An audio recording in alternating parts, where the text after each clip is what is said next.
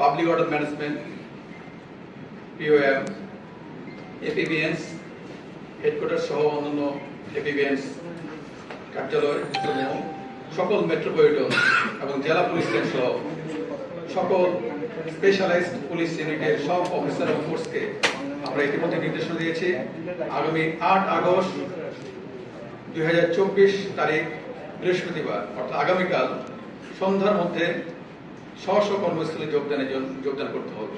ইতিমধ্যে এই নির্দেশনা প্রদান করা হয়েছে।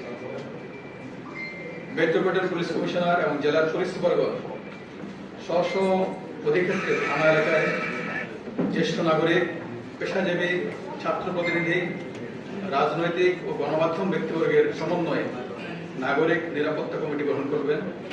আমরা জনসাধারণের প্রতি আহ্বান জানাচ্ছি, বর্ণিত কমিটি থানা এবং থানা এলাকার নিরাপত্তা বিধানে আপৎকালীন সহায়ক ভূমিকা রাখবে এবং পরবর্তীতে এর চূড়ান্ত রূপরেখা আমরা প্রণয়ন করে সার্কুলেট করব।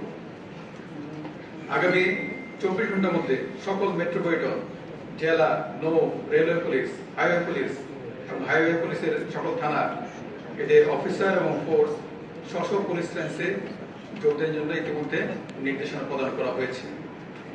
আমি আপনাদের মাধ্যমে সেই নির্দেশনাটা তাদের মাধ্যমে যেন আপনাদের মিডিয়ার মাধ্যমে যায় সেই ব্যাপারে ব্যবস্থা করার জন্য অনুরোধ জানাচ্ছি।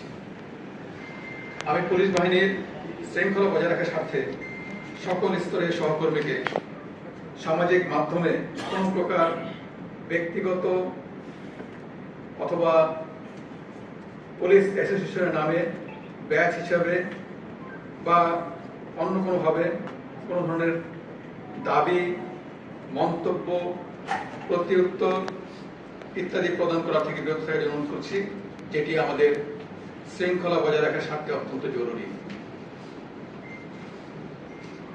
প্রিয় সাংবাদিক বৃন্দ, বাংলাদেশ পুলিশের সকল উদ্যোগ ও কার্যক্রমে আমরা সবসময় আপনাদের সার্বিক সহযোগিতা পেয়ে আসছি। আগামীতেও আমরা আশা করি এই ধারা অব্যাহত থাকবে। আজকের এই প্রেস ব্রিফিং এ আপনাদের মূল্যবান সময় প্রদান করার জন্য সকলকে আমি আবারও আন্তরিক ধন্যবাদ জানাচ্ছি। আমি আরেকটি কথা পুনরুক্ত করতে চাই, আমরা বর্তমান পরিস্থিতি যথাযথ মূল্যায়ন করে জননিরাপত্তাকে প্রাধান্য দিয়ে জনশৃঙ্খলা ফিরিয়ে আনার জন্য সর্বাত্মক প্রচেষ্টা গ্রহণ করেছি এবং সে লক্ষ্যে সকলে মিলে কাজ করছি। এ কারণে আমি আজকে কোনো প্রশ্ন বা মন্তব্য না নিয়ে সকলকে আবারও ধন্যবাদ জানিয়ে প্রেস ব্রিফিং শেষ করছি। আমি সকলের সার্বিক মঙ্গল কামনা করছি। আল্লাহ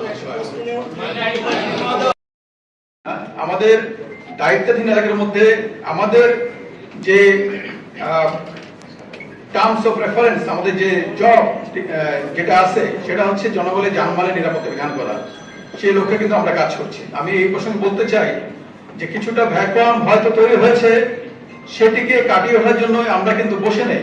আমরা পর্যাপ্ত সহযোগিতা পাচ্ছি বাংলাদেশ সেনাবাহিনীর কাছ থেকে, সশস্ত্র বাহিনীর কাছ থেকে, এমনকি আনসার বাহিনীর কাছ থেকেও পাচ্ছি এবং তারাও কিন্তু কাজ করছে। আর আমি আরেকটু আপনাদের মাধ্যমে ধন্যবাদ দিতে চাই, আপনারা খেয়াল করেছেন যে আমাদের ছাত্র সমাজ